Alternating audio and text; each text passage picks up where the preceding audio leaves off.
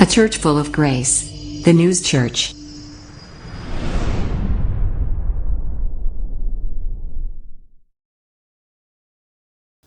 자, 우리가 올해 이제 새해 들어서 첫 예배인데 말씀으로 사는 자라는 제목으로 함께 은혜를 나누고자 합니다.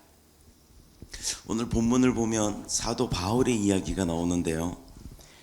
이 사도 바울이 기독교인, 크리스찬들을 곧 복음으로 인하여서 사는 사람들을 어디에다 비유를 했냐면 운동 경기, 뭐 우리가 지금 요즘으로 말하면은 올림픽이 되겠죠. 올림픽의 마라톤이나 뭐 복싱이나 이거와 관련된 그 운동 스포츠에 관련된 사람들과 비교를 합니다.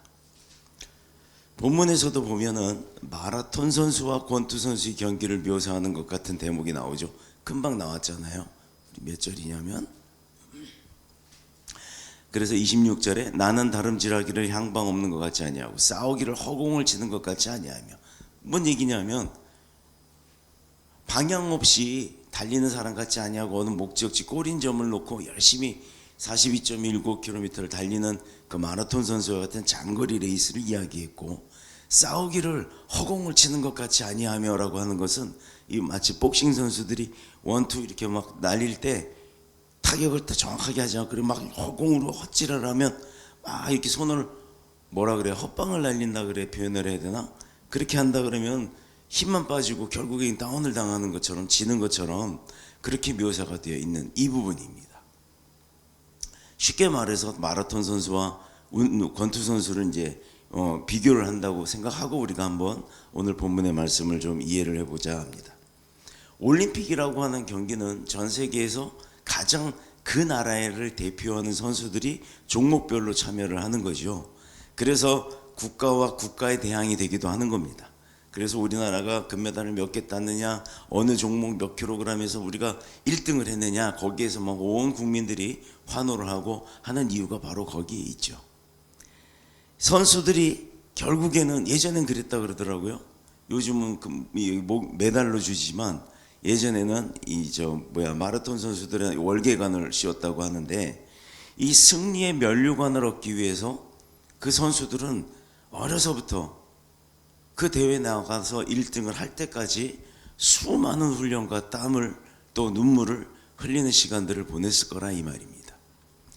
그러나 그들이 얻는 면류관이라고 하는, 금메달이라고 하는 것은 그냥 결국은 월계수로 만든, 사람들이 만들어 놓고 사람들이 1등이다 라고 인정하는 그렇게 되는 그걸로 끝이잖아요. 1등으로 올라오고 나면 결국은 그 사람이 이제 그 다음부터 하는 일은 뭐냐, 결국에서는 뭐 그 분야에 후진을 양성을 하거나 아니면 어떤 그런 스포츠 센터를 연다든가 하는 그걸로 끝이에요. 결국은 나이가 들고 그 사람들이 시간이 지나가고 어느 순간부터 은퇴를 하고 나면 시들어져 버리는 그 사람들이 명성이 되겠죠. 결국은 사람들이 추구하는 면류관이라고 하는 그 왕관은, 메달은 시들어버리고 만다는 겁니다. 자, 마찬가지로 저와 여러분처럼 하나님을 믿고 살아가는 이 크리스찬들의 삶도 비교를 해보면 똑같이 대입이 돼요. 천국의 일성을 위한 그 면류관을 얻고자 하는 우리의 삶을, 믿음 생활을, 고난을, 인내를, 시험을 다 이겨가면서 우리가 그 믿음 생활을 키워나가고 성장시켜 나가는데, 선수들도 어떤 고강도 훈련을 하기 위해서는 정말 많은 인내와 땀을 흘리는 것처럼 우리 믿음 생활도 순탄하지는 않다는 거죠.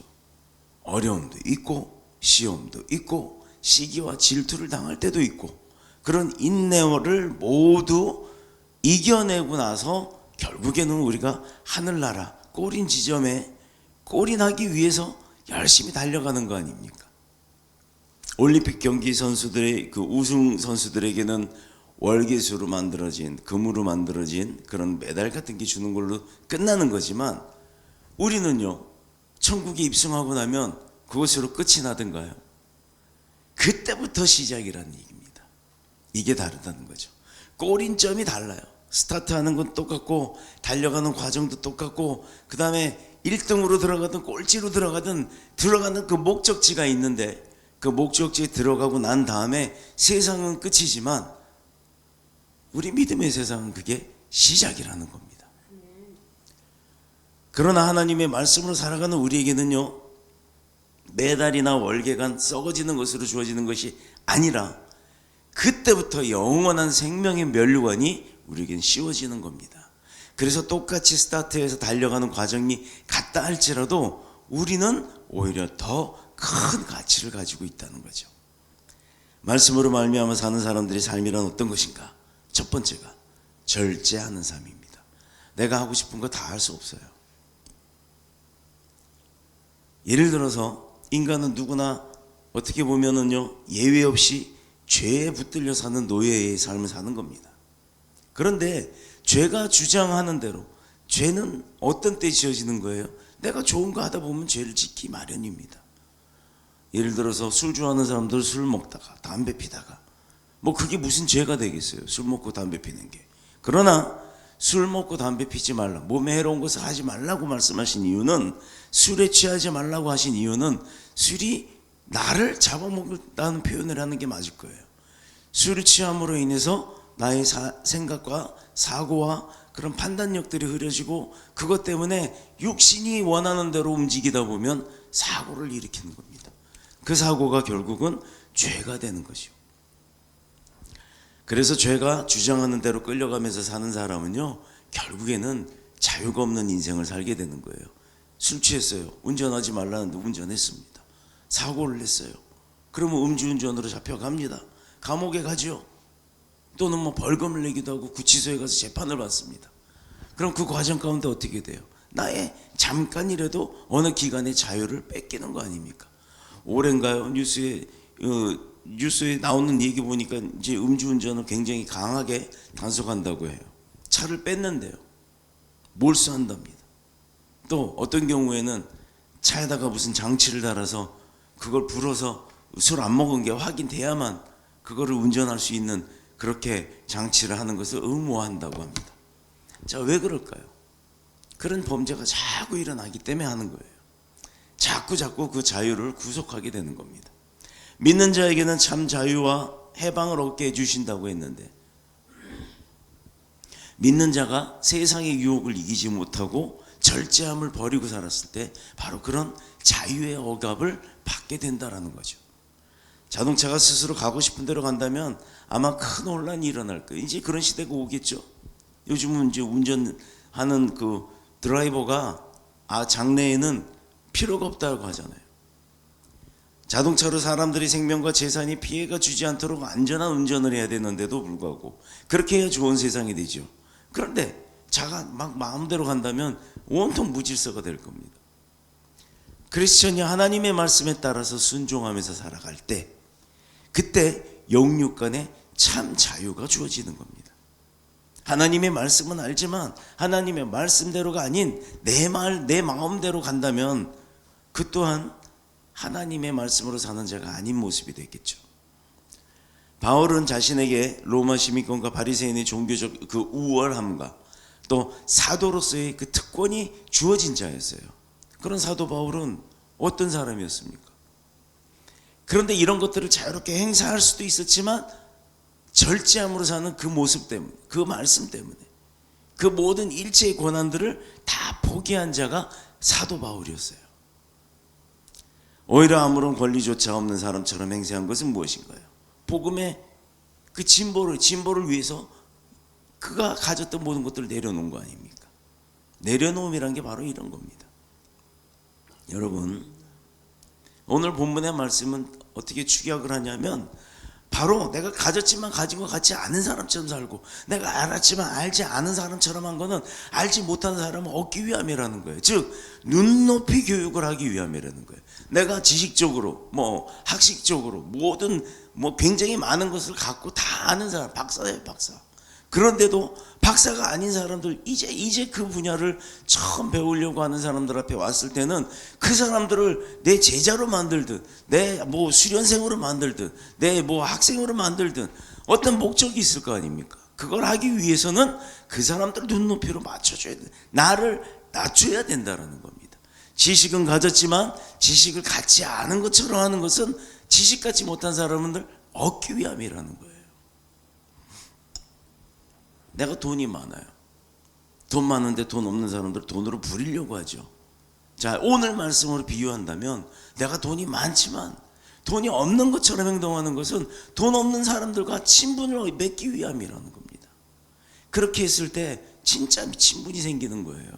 내 돈 많은 걸 자랑하고 돈 없는 사람들을 얻기 위함이라면 그 돈의 권력에 의해서 그 사람들을 부리는 상하관계가 되든가 아니면 그 사람들은 나의 돈을 빼먹기 위한 목적으로 접근한다든가 하는 그런 모습만 비춰진다라는 겁니다. 진실함으로 다가가기 위해서는 가졌어도 갖지 않은 것처럼 행동하는 게 갖지 않은 자를 얻기 위함이라는 오늘의 본문의 말씀이에요. 사람들이요, 자기 자신의 권리와 이익을 얻기 위해서는 수단과 방법을 가리지 않습니다. 다 그럴 거예요. 그게 좋은 방향이든 나쁜 방향이든. 바울은 오히려 많은 영혼들을 얻기 위해서 자기의 권익과 이익 이런 것을 다 절제하고 포기했다라는 걸 우리가 중요시 봐야 된다는 겁니다. 그로 인해서 육신적으로는 진짜 많이 손해를 보고 많은 피해를 봅니다. 사도 바울이 그렇게 어려움을 당했어요. 그런데도 사도 바울로 인해서 뭐를 복음을 증거하기 위해서 그 말씀을 전하기 위해서 그는 모든 것을 포기함과 동시에 어려움을 당했지만 그를 통해서 말씀이 증거가 되었다라는 거예요. 더 큰 목적을 위해서 나를 희생할 수도 있어야 한다라는 겁니다. 그 결과로 복음의 열매를 사도 바울의 그 내려놓음으로 인해서 얻은 복음의 열매로 인해서 오히려 그것을 기뻐했던 거예요. 나는 어렵고 힘들고 내가 마치 손해보는 것 같았지만 더 큰 나의 가진 것을 내려놨더니 더 큰 기쁨이 사도 바울에게 있었다라는 겁니다. 여기까지만 우리가 실행을 해도 내가 손해보는 것 같지만 내가 바보 취급당하는 것 같지만 결국에는요 그 복음의 뚝심은 이길 수가 없는 거예요. 끌려오게 돼 있습니다. 지금도 사람들은요 강한 자 앞에서는 아주 비굴할 정도로 약해집니다. 약한 자 앞에서는요 자기가 마치 모든 권한을 가진 도깨비 방망이 들고 있는 그런 사람처럼 강해지려고 하죠. 바울은 약한 자 앞에서는 자기도 약해졌다라는 겁니다. 강한 자 앞에서는요 자기도 강했어요. 왜? 진짜로 가진 자니까. 이것은 한 사람이라도 더 구원하기 위한 사도 바울의 어떻게 보면 계략은 나쁜 거죠. 방편이었던 것입니다. 그게 즉 예수 그리스도를 향한 사랑, 또 예수 그리스도로부터 받은 사랑, 내가 받은 그 사랑을 전하기 위한 목적이었다라는 거죠. 방법이었습니다. 얼마나 선한 방법이에요. 근데 그걸 바보 같은 방법이라고 생각을 할까요? 줘도 못 먹을 사람은 못 먹습니다. 줬는데 먹는 사람은 먹는 거예요. 안 먹었다고 바보고 줘도 주는 대로 받아 먹는다고 바보가 되는 게 아니라는 겁니다. 복음이란 나 한 사람만의 구원을 얻기 위한 그래서 존재하는 게 복음이 아니라는 거죠. 복음은 만민에게 평등하게 주어져야 하는 겁니다. 그런데 줘도 못 먹나? 줘도 못 먹는 사람은 못 먹어요. 우리가 어린아이를 키울 때 어린아이가 자기가 입맛에 맞는 건 잘 먹으려고 하죠. 근데 갓난아기를 한번 볼까요? 엄마가 우유 타주면 그 우유는 지가 살기 위해서 본능적으로 먹기 시작합니다. 그런데 이제 어느 순간 우유를 끊고 이유식을 하죠. 막 죽 같은 걸 먹입니다. 그러다가 죽이 어느 정도 이제 점점 되어지고 그 다음에 그게 밥으로 바뀌어가는 거예요. 그런데 우유 먹어야 하는 아이한테 쌀밥을 먹인다? 이빨도 없는 애한테 그냥 밥알을 숟가락으로 떠 먹인다? 그럼 그 부모가 제대로 된 방법일까요? 또 그 쌀밥을 먹은 아이가 성장할까요? 병이 날까요? 우리가 그걸 보면 아는 거죠. 그래서 눈높이로 교육을 가는 거였습니다. 받아 먹을 수 있는 게 죽이면 죽을 줘야 되는 거예요. 나는 밥을 먹을 수 있는 사람이지만 같이 죽을 먹어주는 겁니다. 생명의 풍성함을 맛보게 하는 것, 복음의 증거는 바로 거기에 있는 거예요. 세상의 생명만 맛보는 게 아니라 천국의 영원한 생명을 맛보게 하는 것, 그게 목적인 게 바로 복음 증거하는 말씀으로 사는 자들의 모습이에요. 바리새인 시몬의 집에서 예수님께 향유를 부었던 그 여인의 향유, 그게 무슨 의미일까요? 한번 생각들 해보셨나요? 향유 자체가 굉장히 비쌌어요. 굉장히 비싼 고급입니다. 그런데 언젠가 자기 자신이 그 여인이 결혼할 때 쓸 향유를 갖다가 준비해 놓는다는 것은 지금으로 말하면 결혼하기 위해서 집을 장만하는 것과 같은 그런 의미였어요. 그 집 장만하려고 열심히 부었던 적금을 땅 깨갖고 예수님 발에다 부어버렸다. 그래서 그때 막 주변 사람들이 그랬잖아요. 나무랬잖아요. 이 귀한 걸 갖다가 발에다가 뿌렸냐고. 근데 예수님은 그걸 어떻게 받았어요?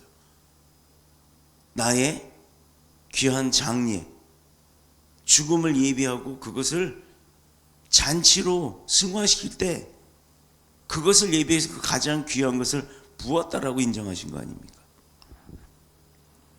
향유를 예수님 몸에 전체 부어버림으로 인해서 그 여인의 재산은 빵원이 된 거예요. 요즘 말로는 혼수 집을 마련할 돈을 갖고 있다가 그걸 다 기부해버린 거예요. 자기는 빵원이에요. 그럼 결혼할 수 있겠어요?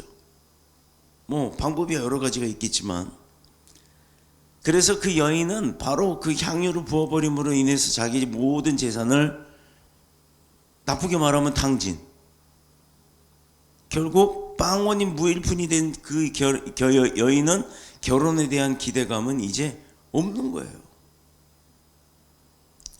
그러나 그 여인이 예수님의 그 몸에 부었던 그 향유는 복음과 더불어서 지금도 우리가 기억하는 사건으로 기록이 되어 있습니다. 몇천 년이 지났는데 그 여인이 누군지 몰라도 그 여인이 전 재산을 주님 몸에 부었다, 그 향유를 부은 사건에 대해서는 다 기억하는 겁니다. 이거 대단한 사건 아닌가요?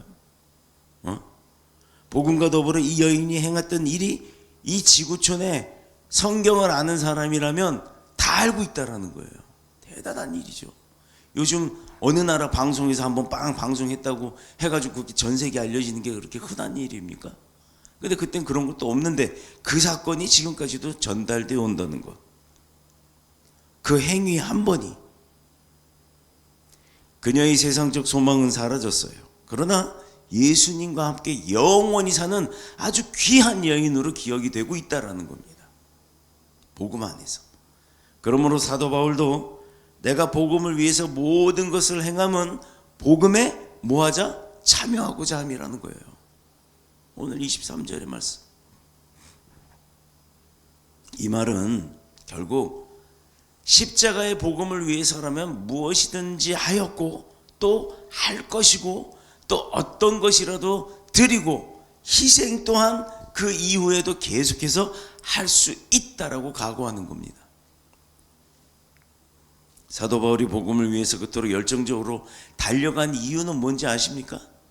자신이 받았던 예수 십자가의 그 복음, 그 안에서 뭐 오직 복음만을 위해서 자기 자신이 살도록 생명의 그 감동이 넘쳐났기 때문이에요.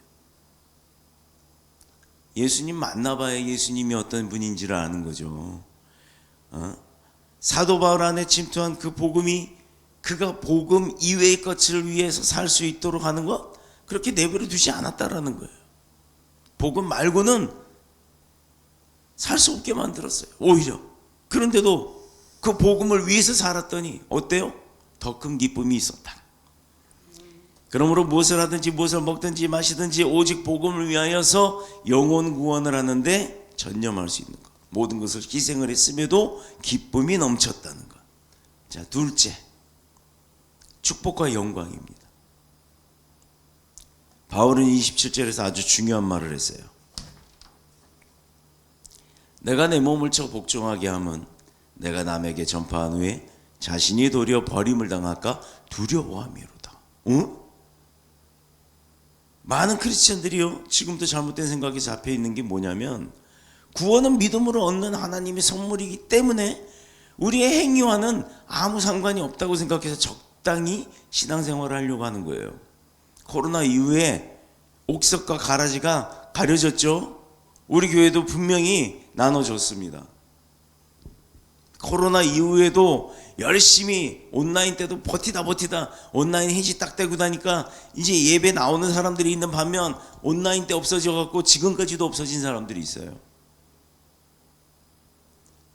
우리의 행위와 아무 상관없다?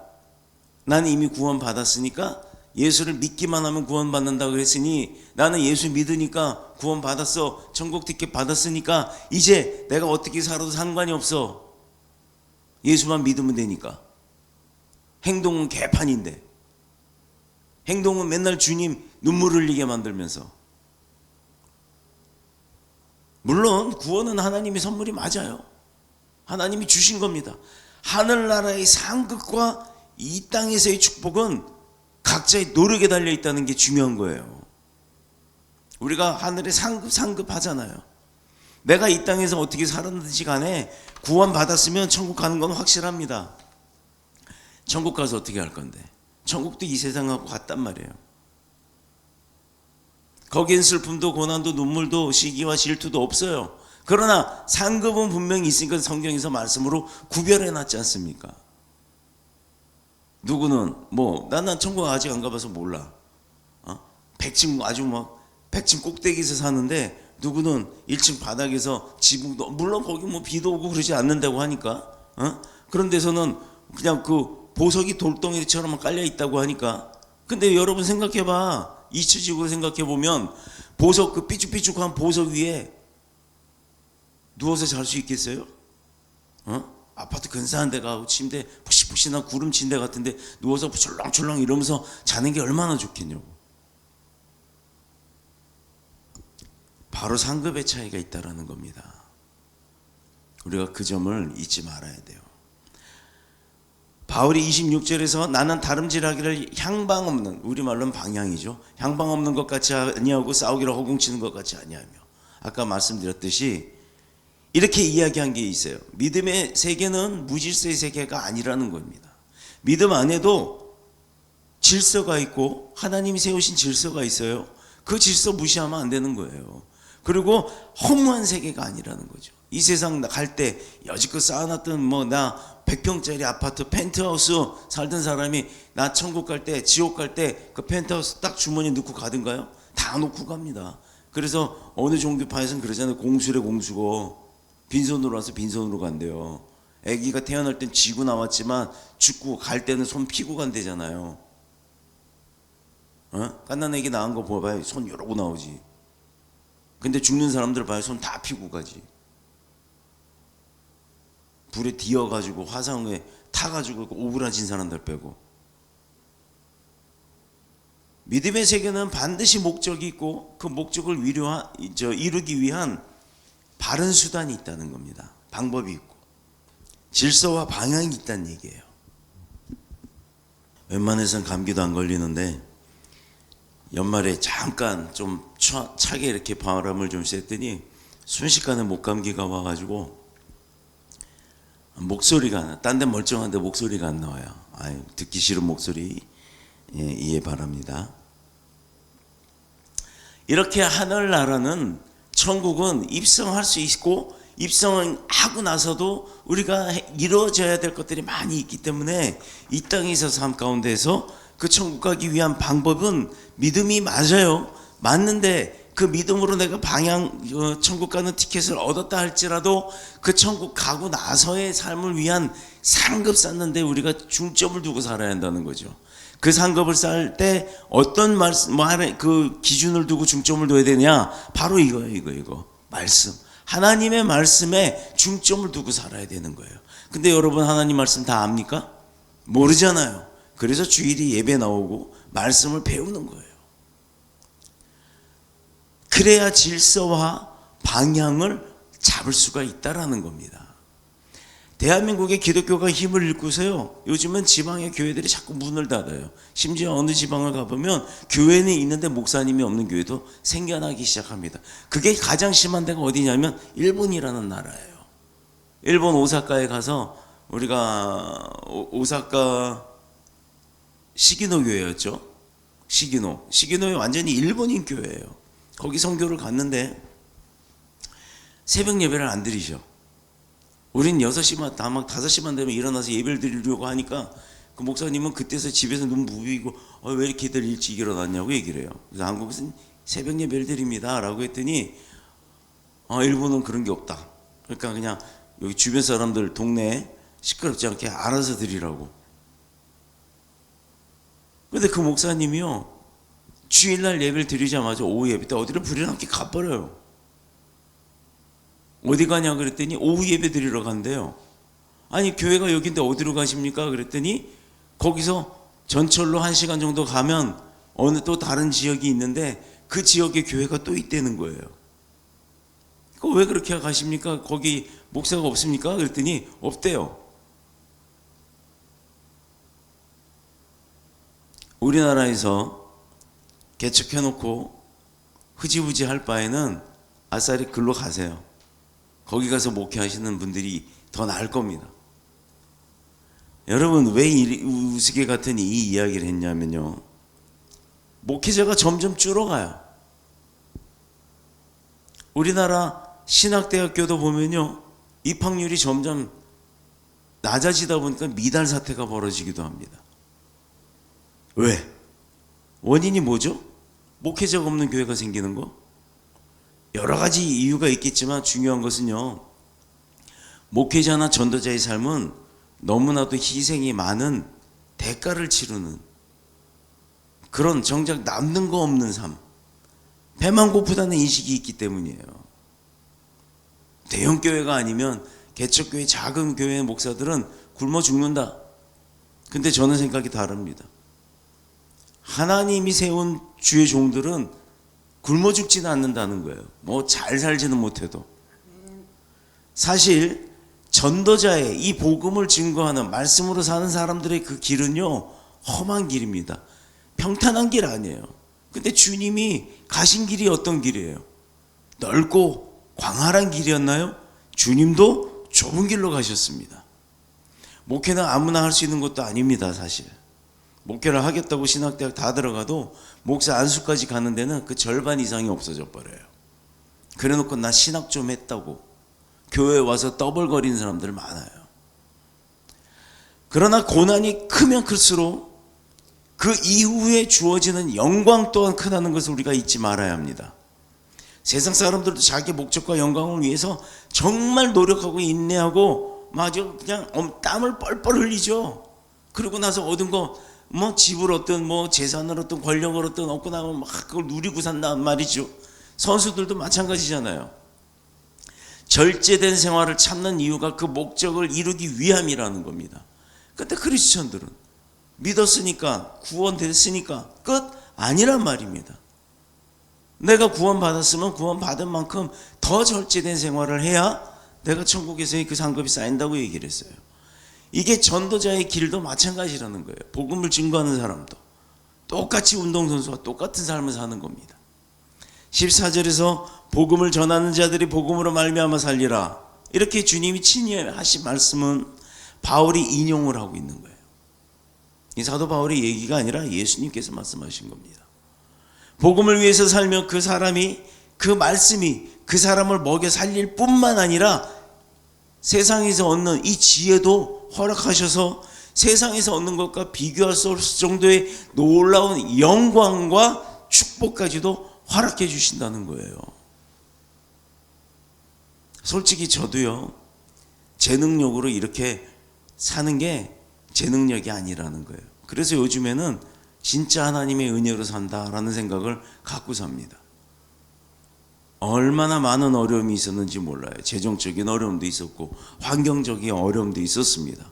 그러나 그것을 그때 하나님께서 은혜로 다 해결해 주셨다는 거예요. 23절에 보면 복음에 참여하고자 함이라 하는 이 참여한다라는 것, 헬라어로 쉰코이노노스라고 합니다. 쉰코이노노스. 이것은 무엇과 더불어 함께. 거기에서 그 쉰이라고 하는 것은 동역자, 참여자라는 뜻을 하는 뜻인데, 이것은 그래서 코이노노스의 합성어예요. 쉰코이노노스. 자, 이것을 현대적인 표현으로 말하면 어떤 주식회사의 주식을 내가 샀어요. 그 회사에 투자한 만큼 이익을 분배받는 것을 말하는 겁니다. 그러므로 복음에 참여한 자라고 하는 것은 예수 그리스도의 생명에, 복음의 영생의 생명에 투자를 한 것과 같다라는 것으로 표현이 될 수 있죠. 물론 투자라고 하니까 뭐 돈이 이런 투기성으로 보여지는데 그런 비유가 아니에요. 복음으로 말미암아 수많은 생명이 구원을 얻으면 얻을수록 내게도 더 많은 영광과 축복이 부어진다는 거죠. 우리 교회가 예배에 나와서 예배 드리는 분들은 적어도 이 복음 인터넷으로 지금 예배 드리는 분이 무려 250명이에요. 그 250명이 말씀을 듣고 은혜를 받을 때, 복음이 들어갈 때 하나님이 저에게 주시는, 우리 교회에 주시는 그 축복이 얼마나 커지겠습니까?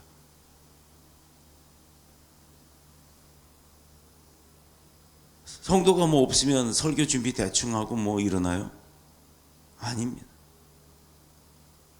똑같이 말씀 묵상하고 성경 보고. 물론 요즘 제가 눈이 나빠서 이 성경책을 못 봐요. 예전에 막 성경책 보면 여기 막 노란 줄 빨간 줄 막 이렇게 그어져 있는데 요즘은 성경책을 잘 못 봅니다. 시력이 나빠져서. 결론은 인터넷으로 화면으로 그렇게 보게 되는데 정말 유혹이 많아요. 인터넷 화면으로 보다 보면 뭐 밑에 이렇게 뭐 광고 같은 게 막 뜨고, 그것 때문에 현혹이 돼갖고 어쨌든 그걸 나도 모르게 눌러버리면 무슨 물건 파는 거 나오고 뭐 몸에 좋은 약이 나오고, 성경 묵상하면서 성경 말씀 쓴다고 막 끄적끄적 하고 있는데 그런 것 때문에 현혹되는 게 너무너무 많아요. 아니 어떻게 인터넷으로 성경을 띄우는 그 사이트에 그런 광고를 올려놓냐고요. 왜 올려놓는지 아세요? 유지가 안 되니까. 그런 사역을 하는 그 회사도 유지가 안 되니까. 이게 세상의 현실입니다. 근데 그런 현실 가운데서도 내가 절제하고 인내하고 말씀을 위해서 사는 사람이 되기 위해 노력할 때 하나님이 그걸 얼마나 기특하게 여기시겠냐 이 말이에요. 예수 그리스도의 생명을 내어주고 대신 우리 생명을 구원하신 하나님께서요, 우리가 복음을 위해서 살고 복음을 위해서 희생하는 만큼 우리에게 더욱더 귀하고 큰 거 안 주시겠냐 이 말입니다. 사도 바울이 가진 모든 건 내려놨을 때, 복음이 들어간 복음을 위해서 살기 위해서 그 사람들이 눈높이를 맞췄을 때 이거 하나님이 갚아주신다는 거예요. 그래서 제가 누누이 하는 거 있어요. 목사는 손해보는 직업이다. 목사는 손해보고 사는 거다. 그 손해가 손해가 아니다. 하나님이 채워주신다. 바로 이 말씀 때문에 그 이야기를 했던 겁니다. 우리가 있는 이 교회도 우리가 세운 것 같지만 우리가 세운 게 아니에요. 주님의 피값으로 세워진 그 말씀으로 산 교회라는 얘기예요. 우리가 한 영혼이 천하보다 귀한 줄 알고 오직 복음의 전달을 위해서 수고하고 또 수고하면 그렇게 해서 얻는 열매들과 그 영광들이 크면 클수록 우리가 받을 영광과 축복 또한 크고 크다는 거죠. 결론은 하나님의 영광을 위해서 살면 그 영광이 내게 되는 거예요. 그런데 왜 나를 위해서 살고 하나님이 등한시되고 하나님이 뒷전으로 가냐 이 말이에요. 이러한 사실을 누구보다도 잘 알고 있는 바울이 다른 자신들의 생각들, 권리 이런 것보다도 이익을 따지고 막 분쟁을 하고 하는 그 시간에도 값없이 복음을 전했고 또 자기 자신의 그 권리를 사용하지 않았다라는 거. 도리어 내가 모든 사람에게서 자유로우나 스스로 모든 사람들에게 종이 되기를 기뻐했다라는 거. 오늘 19절 제일 첫 말씀입니다. 그러므로 오늘 예수 그리스도의 십자가의 복음을 위해서 수고하고 희생하고 희생을 하면 할수록 우리가 받을 영광과 면류관이 크다는 것을 잊지 마시길 축복합니다.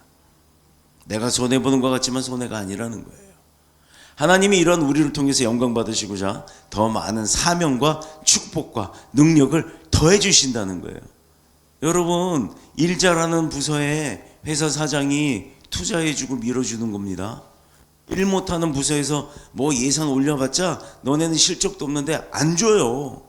근데 실적도 없는데, 예산도 없는데 실적이 좋은 데는 자꾸 거기서 필요하다는 건 사주게 돼 있어요.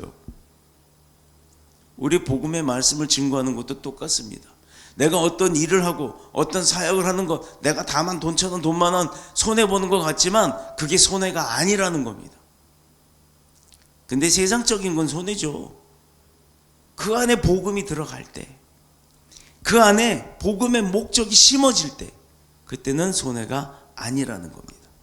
그러므로 이제는 복음 말씀을 위해서 살고 복음 전달을 위해 죽기까지 각오하는 저와 여러분 모두가 되셔서 2026년 새해, 이제 올해죠. 올해 한 해 동안에는 무한한 성장을 하는, 부흥을 일으키는 그런 역사의 날들이 되시기를, 주인공들이 되시기를 그리스도이신 예수님의 이름으로 축복합니다. 축원합니다.